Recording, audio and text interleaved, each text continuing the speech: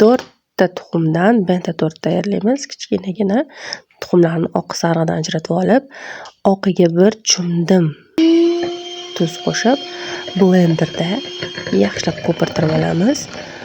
4 ta tuxumga 4 qoshiq shakar va sariqlarni aralashtirib yana blender qilamiz va 4 qoshiq un qo'shib, yengilgina aralashtirib olamiz lopatada va duxovkaga yarim soatga jo'natamiz.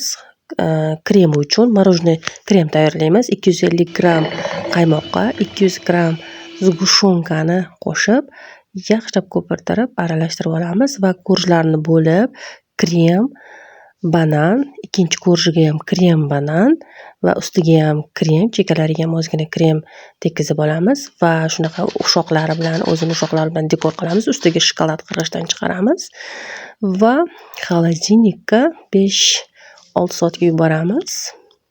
Kechki tortimiz tayyor, yumshoqqina morojniy kremli tort, yoqimli ishtaha.